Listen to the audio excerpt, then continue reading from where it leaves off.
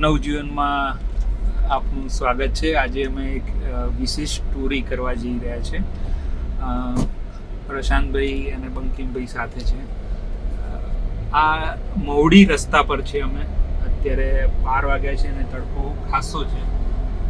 એક મંદિરે જઈ રહ્યા છે. હજુ સુધી મેં મંદિર નથી જોયું, પણ પ્રશાંતભાઈ તમે જણાવશો આપણે કયા મંદિરે જઈ રહ્યા છે? આમાં કિરણ એવું છે કે આપણે બહુ મોટા જાણીતા મંદિરો ઉપર જઈએ છીએ, પરંતુ આપણે ત્યાં ઘણા બધા ધર્મસ્થાનો કે ઘણી બધી જગ્યાઓ એવી છે, ખાલી મંદિરની વાત હું નથી કરતો, કે જેના વિશે આપણે જાણતા પણ નથી. એટલે માની લો કે અત્યારે આપણે જે રસ્તા ઉપર જઈ રહ્યા છીએ એ મવડીનો રોડ છે. ગાંધીનગરથી આવ્યા પછી મવડી માટે જમણા હાથે વળીએ છીએ, એ રોડ ઉપર છે ને અહીંથી હવે મવડી લગભગ 2 કે 3 કિલોમીટર છે.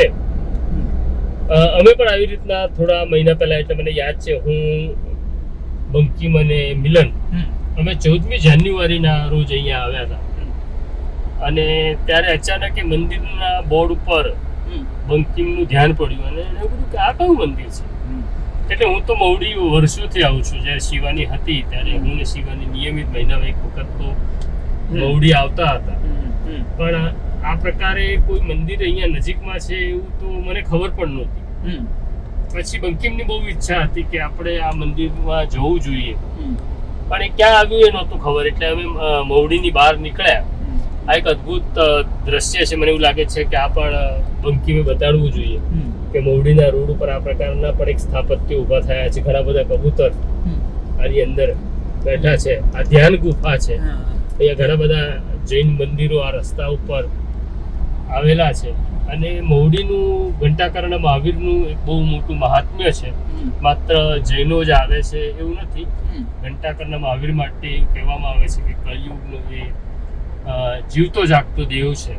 અહીંયા તમે જે કંઈ માગો એ મળે છે. અને મવડીની ખાસી પરંપરા પણ રહી છે કે અહીંયા સુખડીનો પ્રસાદ ધરાવવામાં આવે છે. અને આ એક નવું, હું બંકિમને કહીશ, આ કોટિયાર્ક મંદિર છે. હવે આપણને જે દેખાય છે, આ કોટિયાર્ક મંદિર છે, પણ આ નવું કોટિયાર્ક મંદિર છે, જે મવડીથી માત્ર 500 મીટર દૂર આવેલું કોટિયાર્ક મંદિર છે. આ મંદિરમાં અમે ગયા નથી, પણ આપણે જ્યાં જવાનું છે એ પણ કોટિયાર્ક મંદિર છે, પણ એ બહુ પૌરાણિક છે. અને એવું કહેવામાં આવે છે કે 600 વર્ષ જૂનું કોટિયાર્ક મંદિર છે. ત્યાં વાહન જતું નથી. ખાસ તો એવું છે કે ત્યાં વાહન જતું નથી, અને ત્યાં તમારે ચાલતા જવું પડે કોતરોમાં થઈને. આપણે જ્યારે ત્યાં પહોંચીશું ત્યારે વાહન થોડેક અંતર સુધી જશે, એ પણ બહુ કાચા રોડ ઉપર જશે. હવે જો જમણી બાજુ જે રસ્તો છે, મારી જમણી બાજુ, એ મવડી ચોકડી આવી ગઈ છે, અને અહીંથી તમે જમણા હાથે વળો એટલે મવડીના પાર્કિંગમાં તમે તમારું વાહન લઈને જઈ શકો. હવે આ મવડીનું બજાર શરૂ થયું છે. હું બંકિમને એવું પણ કહીશ કે મવડીનું આ બજાર બતાડે. અહીંયા ખૂબ બધા લોકો આવે છે. આજે ધૂળેટીનો દિવસ છે ખાસ, એટલે સ્વાભાવિક છે કે અહીંયા બહુ મોટી સંખ્યામાં આજે દર્શનાર્થીઓ આવ્યા હશે. આ મવડીનો મુખ્ય પ્રવેશદ્વાર જવાનો આ રસ્તો છે. આ પ્રવેશદ્વારનો મુખ્ય રસ્તો છે. અહીંથી પણ મવડીના મંદિરમાં દર્શન કરવા, ઘંટાકર્ણ મહાવીરના દર્શન થઈ શકે. હવે આપણે સીધા જવાનું છે, મંદિર તરફ નથી વળવાનું. જે કોટિયાર્ક મંદિરની આપણે વાત કરીએ છીએ, પૌરાણિક મંદિર, આ મવડી ગામ છે. ગામ બહુ સારું છે. હા, એકદમ. ભલે આટલું મોટું મવડી સ્થાન છે, પણ એની આસપાસનું જે આ જાઓ તો તમે એકદમ ગામડામાં પ્રવેશી ગયા હોય. એટલે તમે ગામડાઓમાં કોઈ ગુજરાતના ચોક્કસ પેલા ગ્રામીણ વિસ્તારમાં જાઓ એવી ફીલ. રસ્તાઓ તો થઈ ગયા છે, એટલા સારા રસ્તાઓ નથી, પણ અહીંયા આપણે જોઈ શકીએ કે આપણે આગળ ટ્રેક્ટર ચાલે છે. ગામના લોકો, ગામના બાળકો, ગામની સ્ત્રીઓ કામ પર જઈ રહી છે. એ રસ્તા ઉપર આપણે હવે આગળ વધી રહ્યા છીએ. બહુ સાંકડા રસ્તાઓ છે. એક સમય એવો આવશે કિરણ કે પછી આપણે માટીવાળા રસ્તા ઉપર આપણું વાહન લઈને જવું પડશે. આ આપણી પાસે જે કાર છે, થાર કાર હોવાને કારણે એ રસ્તા ઉપર બહુ સરળતાથી જઈ શકીશું. હવે મવડી ગામમાં તમે દાખલ થાવ એટલે તમને સાકળેશ્વર મહાદેવ એવું એક આ એક સરસ છે.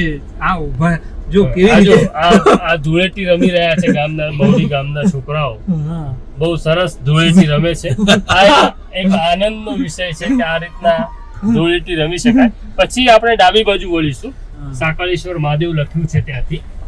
અને હવેનો જે રસ્તો છે એ મોટા ભાગનો કાચો હશે, થોડો સામાન્ય રસ્તો આવશે, લિટલ એડવેન્ચર. હવે આપણે કોઈને એવું હોય કે અમારે થોડુંક સાહસિક રસ્તે જવું છે તો અહીંથી જઈ શકાય. આ સાંકળેશ્વર મહાદેવનું મંદિર છે. આપણે જ્યાં જવાના છીએ પહેલા મહાદેવ આવશે. અચ્છા, અહીંયાથી જઈ શકાશે? હા, જઈ શકાશે. આવા નાના નાના રસ્તા ઉપરથી આપણે જઈ રહ્યા છીએ. અને તમને એવું લાગે કે તમે એડવેન્ચર ટૂરમાં છો, એ પ્રકારનો આખો રસ્તો છે. હવે પહેલી વખત આવ્યા ત્યારે અમને પણ એવું લાગ્યું હતું કે અરે આ રસ્તા ઉપર આપણે ક્યાંક ફસાઈ જઈશું, પાછા નહીં આવી શકીએ. કારણ કે અહીંથી તમારે ટર્ન લેવો હોય આ નાના રસ્તા ઉપર તો પણ અઘરું પડે એવું છે. એટલે આપણે પેલું એકદમ ચોક્કસ ગામડું કહેવાય ને, જો અહીંયા છાણના મોટા ઢગલા, પશુઓ બાંધેલા છે. અને મને લાગે છે કે આપણે આમ શહેરી છીએ આપણે, પણ આપણે જયારે ગામમાં આવીએ છીએ ત્યારે એક પ્રકારનું સુકૂન તો આપણને ફીલ થાય છે. ચોક્કસ. હા, એની અહીંયા જે એક લાઈફસ્ટાઈલ ધીરી છે. આપણે જેટલા ઝડપી જતા હોઈએ છીએ આખો દિવસ, ખાનાવાળું બેરિકેડ તો છે જ નહીં.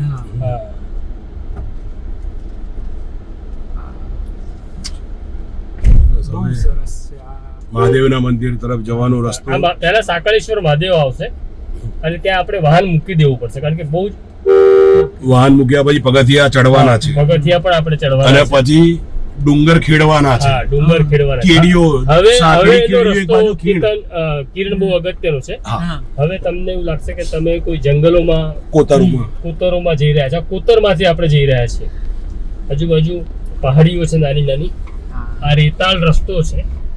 પણ આ તમે અનુભવી છો, ચલાઈ જાણો છો. બાકી અહીંયા તમને સારું ડ્રાઇવિંગ આવડે તો જ આવવું જોઈએ એવું લાગે છે. બહુ શાંતિથી ચલાવવું જોઈએ. અહીંયા કોઈ બહાદુરી કરાય એવી જગ્યા નથી. ચોમાસામાં અહીંયા ના આવાય, ટાળવું પડે. ચોમાસામાં ટાળવું જોઈએ. અને ચોમાસામાં આવું હોય તો આ પ્રકારનું વાહન તમારી પાસે હોય, આ પ્રકારનું હેવી વ્હીકલ. કારણ કે આ કાદવ કિચડ વાળો રસ્તો થઈ જશે. જો આજુબાજુ એકદમ આમ હરિયાળી છે,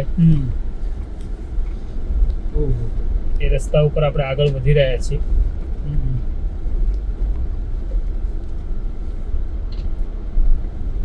એટલે તમને એવું અત્યારે અહીંયાથી એવું નહીં લાગે કે ત્યાં આગળ કોઈ મંદિર હશે. અમે છેલ્લી વખત આયા, હું ને બંકિમ, ત્યારે એક દંપતી ત્યાં ઊભું હતું. એમને મંદિર સુધી જવું હતું, પણ એકલા મંદિર પર જવામાં એમને બીક લાગી રહી હતી, કારણ કે રસ્તો જ નહોતો. એટલે અમારી સાથે પછી આવ્યા હતા. એટલે આપણે જઈ રહ્યા છીએ, પણ મને લાગે છે રસ્તામાં કોઈ આવનાર પણ નથી, આપણી સાથે જનાર કોઈ, આપણી સાથે કોઈ છે જ નહીં.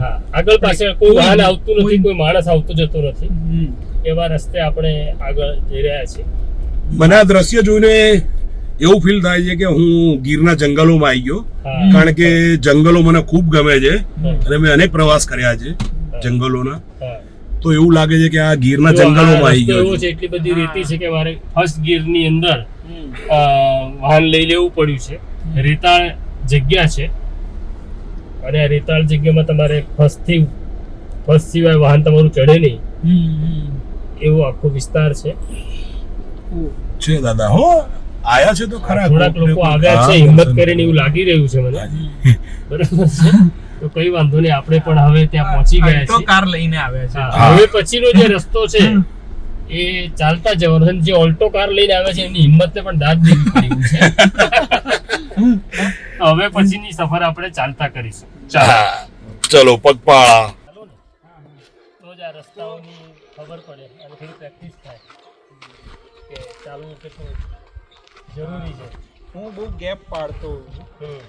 ડોક્ટર ચાલવામાં બહુ ચોરી કરે છે. સવારે અમે મોર્નિંગ વોક કરવા જઈએ ત્યારે ડોક્ટર બહુ ઓછું ચાલે, એટલે ગુલ્લી મારે છે. હું પહેલેથી જ કહી દઉં છું કે હું પાછળ રહીશ. પ્રશ્ન રસ્તા છે, આ પ્રકારે સીડીઓ ચડવાની છે. લગભગ 500 એક સીડી હશે આવી.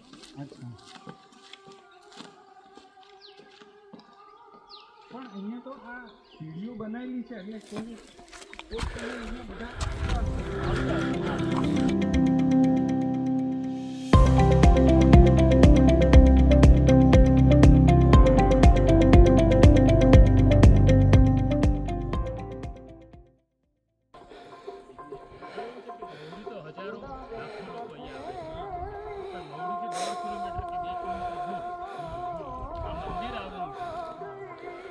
મંદિર વિશે લોકોને ખબર નથી.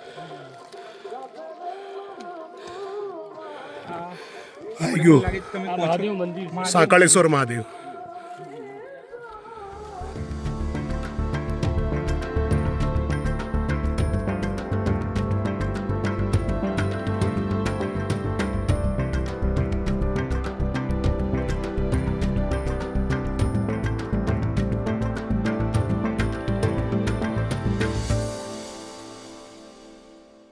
સીતા હાથે ચાલી રહ્યા છે. પણ આપણા કેમેરામેન જે છે અત્યારે હા બંકિમ પટેલ, એમનું કામ વધારે અઘરું થવાનું છે. હજી તો આ શરૂઆત છે કાચા રોડ ઉપર ચાલવાની. પછી એવી જગ્યાઓ શરૂ થશે હવે જેમાં આપણે ઝાડી ઝાખરામાંથી જવું પડશે, આપણને કાંટા ન વાગે. પણ આ અતિ દુર્ગમ છે. અહીંયા કેમ નથી આવતા ને એ અહીંયા આવીને ખબર પડી જાય. એટલે અમે પણ પહેલી વખત આવ્યા ત્યારે અમને આ મંદિરનો ઇતિહાસ ને ખબર નહોતી. તમે મંદિર જોશો એટલે તમને ખબર પડે કે આ 600 વર્ષ પુરાણું મંદિર, અને આટલી આવી જગ્યામાં માત્ર એક મંદિરનો પૂજારી ત્યાં રહે એ બહુ અઘરું છે. એટલે દિવસમાં પણ તમને બીક લાગે એવી જગ્યામાં પૂજારી રાત્રે પણ એકલા જ હોય છે. આ જે મંદિર છે એ અહીંયા જોવું પડે એવું છે. બહુ ધ્યાન રાખી સાથે કારણ કે બંને બાજુ હવે ખાડાઓ અને ખીણો છે. હજુ આગળ આનાથી ખતરનાક આવશે કેડી. અને આ અહીંયા જે એક વાત કે આ જે કોતરો છે એ સાબરમતી નદીની છે. એ તમે મને કીધું. આપણે આગળ જઈશું એટલે આપણને સાબરમતી આ નદી દેખાય છે અહીંયાથી. હા, બહુ સુંદર એનો નજારો છે. તમને એવું ના લાગે કે તમે મહુડીથી બસ 2 કિલોમીટર દૂર છો. કેટલી શાંતિ છે.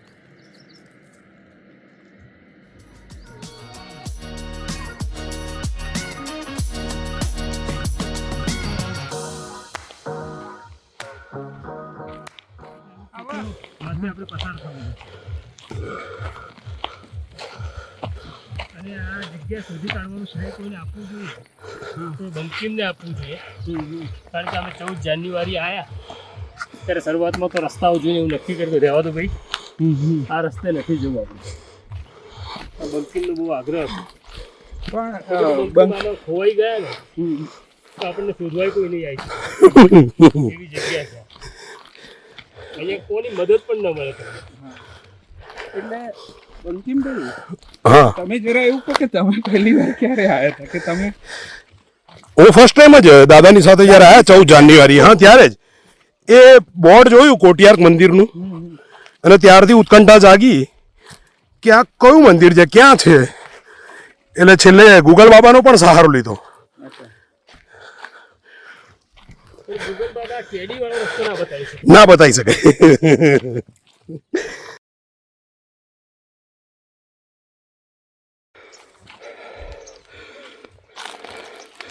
એટલે અહીંયા આવવું હોય ને તો મને લાગે છે કે 3-4 જણાના જૂથમાં આવવું જોઈએ. 3-4 જણાએ જૂથમાં આવવું જોઈએ. અને આજે તમે છે ને કિરણભાઈ ચપ્પલ પહેરે છે, મને એવું લાગે છે બૂટ કે સેન્ડલ પહેરવા છે. હા, એ વાત બરોબર. પણ સવારે છે ને આ રિવીલ નહોતી કરી અમે સ્ટોરી મારી. જગ્યા નહોતી કઈ, તમને સરપ્રાઈઝ આપવાની હતી. એટલે તમને એક એવી જગ્યાએ લઈ જઈ રહ્યા છે જ્યાં તમારું અપહરણ થવાની પૂરી શક્યતાઓ રહી છે. કારણ કે મને આવું ખબર હતો હું બૂટ પહેર્યા વગર અહીંયા આવત જ નહીં કે આવું છે. બંને તરફ જો કેટલી ઊંચાઈ છે માટીના, એમાંથી આ રસ્તો કર્યો છે. અને આ રસ્તો કોઈક માણસો ચાલતા હશે તો જ બન્યો. અને બીજું મને એવું લાગે છે કે અહીંયા સાંજના સમય પછી ના હોય. હા, અહીંયા અઘરું થઈ જાય. અઘરું એટલે બહુ અંધારું હોય. અહીંયા લાઈટ કોઈ છે નહીં. આ શહેરથી ખાસું અંદર છે એટલે કોઈ જનાવર હોવાની પણ શક્યતા છે.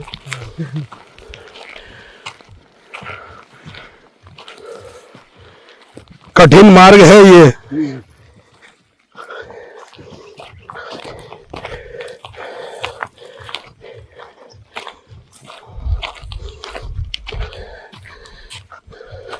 એક વસ્તુ ખાલી અહીંયા ઉમેરી કે આપણા દેશમાં હજુ બહુ આવા મંદિરો, આવી પૌરાણિક સ્થળ હશે જે હજુ એક્સપ્લોર કરવાના બાકી છે.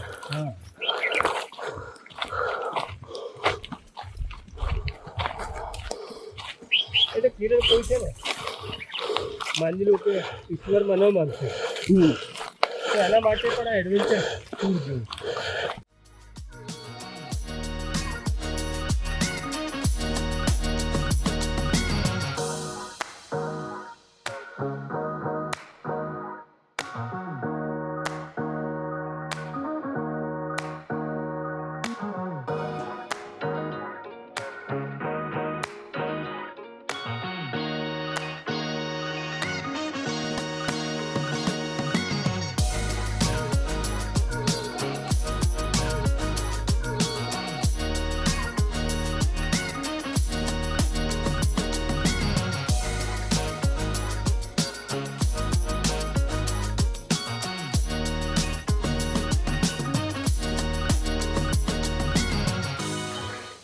આ એવી જગ્યા છે કે જ્યાં હવે જો પગ લપસે તમારો તો તમે સીધા નીચે 50-100 ફૂટ ખાડીમાં પડો અને તમને મદદ માટે કોઈ ન આવી શકે એવી જગ્યા છે. હવે આટલું ચાલી ગયા એટલે હું બોલું છું મારા અવાજમાં કોઈ કંપન આવતું હશે. હા અચ્છા આમ આમ જવાનું રસ્તો ભૂલી જવાય એવું છે. 1-2 વખત તો પહેલાં અમે રસ્તો ભૂલી ગયા હતા.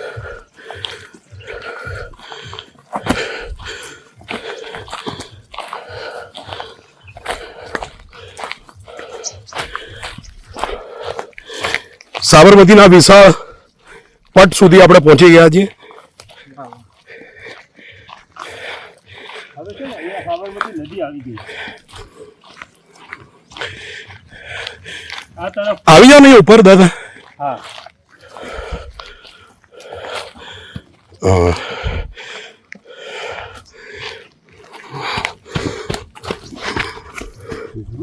ધક્કો મારો. આ સાબરમતીનો વિશાળ તટ છે. અહીંયા બંને કિનારે સાબરમતી વહે છે અને અમદાવાદમાં રહેનાર લોકો તો આટલી મોટી આવી નદી પણ નહીં જોઈ હોય જ્યાં આટલી મોટી સંખ્યા આટલો મોટા વિશાળ પટમાં નદી વહેતી હોય. ખરેખર આ કુદરતનું સૌંદર્ય છે.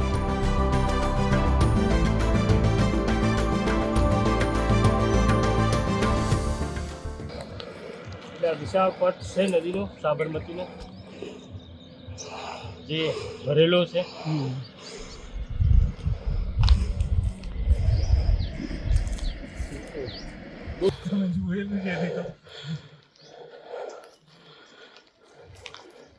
ચાલો બસ હવે આપણે આ તમે એકવાર આવી ગયા છો એટલે બાકી અજાણ્યા માણસને મળે એવી જગ્યા મળે નથી એવી જગ્યા નથી. અને છતાં આપણે આટલા માટે રસ્તો ને બધું બતાડીએ છીએ કે દર્શકો જુએ અને દર્શકની ઈચ્છા હોય તો દર્શક અહીંયા ચોક્કસ આવે.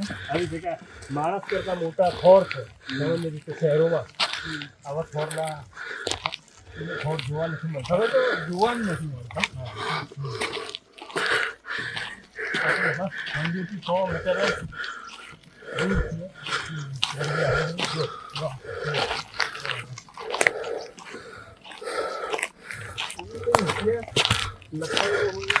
લખાયેલું છે મંદિર ઉપર પણ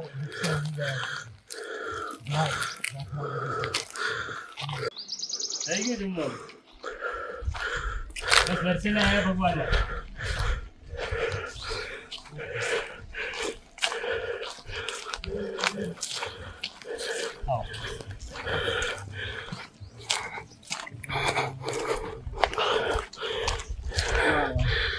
આ મંદિર છે.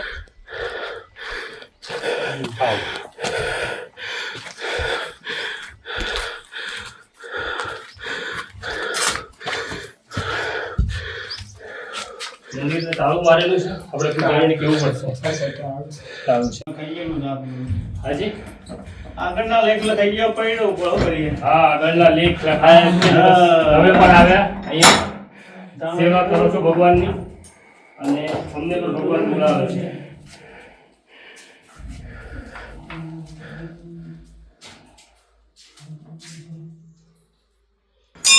ત્યાં ગયા જ નથી અમને કોઈ કીધું પૌરાણિક મંદિર આ જ છે. પુરાણી સરપંચ દાવ કરતા નહીં ને. હા કોઈ ધ્યાન નથી વાગ્યા મારા કરવાનું એ કે પણ પેલું વાત સાચી. આમ કોઈ જોતું નહીં. ભગવાનની સામે કોઈ જોતું નથી. મારી હમ નહીં જોવાનું ભગવાનની હમ જોતું નહીં. આ ભગવાનની સામે જોવો તો તમારે સામે જોતો ને. આપણે તો મળી જવાના ભગવાન થોડા મળી જવાના તો બોલા આ જીવન છે આપણું કશું નહીં આવે. અંદર જઈ શકીએ દીપકભાઈ? અંદર હતા ના જવા પડે તો ખોલતા જ નહીં પણ 12 વાગ્યા પછી ખોલાય ને 4 વાગે ખોલે. કોટિયા કૃષ્ણ મંદિર. આ કોટિયાર વિષ્ણુ મંદિર છે. એટલે વિષ્ણુ ભગવાનનું સૂર્યનું સ્વરૂપ. હા આ વિષ્ણુ અને સૂર્ય ભગવાનનું જે છે એને કોટિયાર ભગવાન તરીકે ઓળખવામાં આવે છે. આ એની પૌરાણિક મૂર્તિ છે. અમે ગઈ વખતે જ્યારે દીપકભાઈને મળ્યા હતા દીપકભાઈ એવું કહ્યું હતું કે 600 વર્ષ જૂનું મંદિર છે. આ તમને આજે દર્શન થાય છે ભગવાન કોટિયારના દર્શન કરી લેજો. એના આશીર્વાદ મેળવી લેજો અને સમય મળે અને ઈશ્વરનો આદેશ થાય તો કોટિયાર ભગવાનના દર્શને આવજો. કોટિયાર ભગવાન તમારી મનોકામના પૂર્ણ કરે એવી આ પ્રાર્થના છે. હા, જગ્યા છે. અહીં સુધી પહોંચતા અમે થાકી પણ ગયા, શ્વાસ પણ ચડી ગયો, પણ આપણે બહાર દીપકભાઈ સાથે બીજી વાતો પણ કરીશું.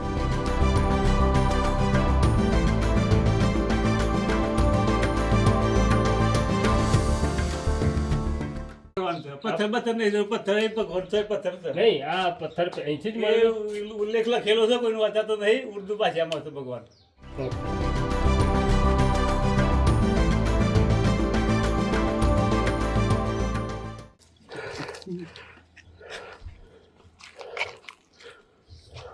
આજે સામે મૂર્તિઓ દેખાય છે એવું કહેવામાં આવે છે કે જ્યારે મુગલોએ આક્રમણ કર્યું, આ મંદિર ઉપર પણ આક્રમણ થયું હતું અને મૂર્તિઓને ખંડિત કરી દેવામાં આવી હતી. બસ એના અવશેષો અહીંયા વધ્યા છે, ખંડિત થયેલી મૂર્તિઓના. આજકાલ તો ઘણા મંદિરો જીર્ણોદ્ધાર થાય છે. હા, બહુ કરોડો રૂપિયા ખર્ચાય છે. હા, પણ આ મંદિર નું હજુ કશું નથી. આ મંદિર અને આ ભગવાન મને એવું લાગે છે અછૂત રહી ગયા છે. હા, અને જીર્ણોદ્ધાર કરવાનું કોઈને સૂઝી નથી રહ્યું. બાકી હવે તો ધર્મ સ્થળોને બી પ્રવાસન સ્થળ તરીકે સરકાર પોતે પણ આવું કરતી હોય છે, પણ આ મંદિરના જીર્ણોદ્ધાર માટે સરકારને કદાચ ધ્યાન ગયું નથી કે સરકારને કરવું નથી. એની રૂપિયો તો ખબર ઘણો આવે છે, આવવાનો રૂપિયો જેટલો બધો આવે છે તેવા મંદિરમાં. આના પૈસા આવે છે. શૂટિંગમાં ઉતારજે તો અનાજ માટે આલે, દાણીના માટે થોડું આલે. તમે આ લઈ જઈને બતાવ્યું એટલે આના માટે આલશી તો ના માટે. આ ચોથી પેઢી થઈ જાય ઘર કેમ આમ છે તમારે? ચોથી પેઢી જેમ કહેવાય. દાદા ના દાદો હોય રહેતા હતા બરાબર. તો હું જોતા નહીં, પણ ભગવાન નહીં જોતો, માણસ નહીં જોતો એ ખબર નહીં પડતી. 50 માણસ શૂટિંગ ઉતારવા આવેલા, વાયુ ભાડાનું શું કરવાનું? પાડીઓ બનાવવાનું ઉપર અને પછી કંઈ થતું નથી. કશું નહીં થતું. અને તો ગાડી 1000 રૂમો તોડી નાખી નવા મંદિરમાં, 1000 રૂમો નવી બધી હા, નવી બનાવે છે. કેવાયથી લઈ જઈને ના જેવાય તો અંતો પડી ના રહે. તો પૂજારીમાં તમે એકલા જ છો, હું એકલો જ છું અને હું મળી ગયો એક વાત પૂરી. પછી કોઈ નહીં આવે. હવે તો સમજણો તો બનાવું છે. હા, તો મૂર્તિઓ ગમમાં એ મળી જાય લાઈન બાળે કે મોક્ષ મળે વિષ્ણુ ભગવાનની આરતીમાં. હા, હા, હા.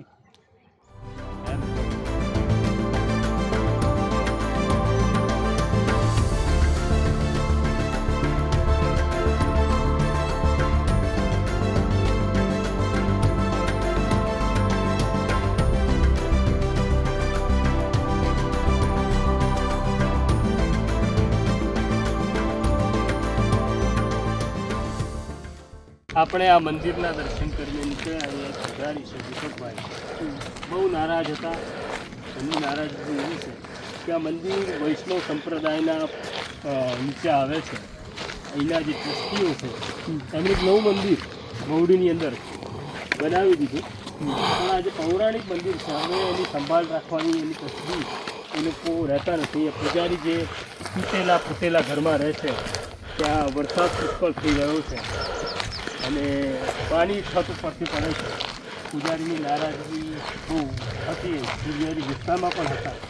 પૂજારી અમને પણ એવું કહ્યું કે અહીં બહુ બધા લોકો આવે છે, શૂટિંગ કરે છે, પણ ભગવાનનો મોક્ષ થતો નથી. આ ભગવાનની આ સ્થિતિ છે જેના માટે જે કોઈ જવાબદાર હોય એમણે અહીંયાથી કોઈ વ્યવસ્થા ઊભી કરવી જોઈએ. મને એવું લાગે છે કે જેથી લોકો આવતા જતા થાય, ભગવાનના દર્શન કરતા થાય. અને સરકાર પાસે પણ દેવસ્થાન ટ્રસ્ટ છે, સરકારે પણ દેવસ્થાન ટ્રસ્ટમાંથી આ મંદિરનો કંઈક જીર્ણોદ્ધાર કરવો જોઈએ કે જેથી લોકો અહીંયા આવે, દર્શન કરી શકે, બેસવાની કોઈ જગ્યા થાય, પાણી પીવાની વ્યવસ્થા થાય. અહીંયા એવું કંઈ જ નથી. હવે આપણે પાછા ફરી રહ્યા છીએ એ જગ્યા ઉપર જ્યાંથી આપણે આ પ્રવાસની શરૂઆત કરી હતી. તમને ખાસ વિનંતી છે, હું કિરણ અને બંકીમ અહીંયા આવે એવી રીતના તમે પણ આવો, ભગવાનના દર્શન કરો. થોડુંક રસ્તો અઘરો ચોક્કસ છે, પરંતુ કહેવાય છે ને કે ઈશ્વર પાસે જવું હોય, ઈશ્વરને પામવું હોય તો અઘરા રસ્તે જ જવું પડે. ઈશ્વરની કૃપા હતી માટે ભગવાન વિષ્ણુની સહાયતા થઈ અને અમે અહીંયા આવ્યા. તમે પણ આવો, દર્શન કરો. માર્ગ થોડો કઠિન છે પણ આવશે મજા. તો આ પ્રકારના જે અલભ્ય સ્થાનો છે જ્યાં સુધી લોકો પહોંચ્યા નથી અથવા બહુ ઓછા લોકોને ખબર છે એવી વાત અમે તમને નવજીવન ન્યૂઝ ઉપર બતાડતા રહીશું. અત્યારે હું આવ્યો છું, મારી સાથે ડૉક્ટર કિરણ કાપુરે મારા સાથી છે અને કેમેરા સંભાળે છે અમારા મિત્ર છે બંકિમ પટેલ. અમે ત્રણેય તમારી રજા લઈએ, ફરી મળીશું. નમસ્કાર.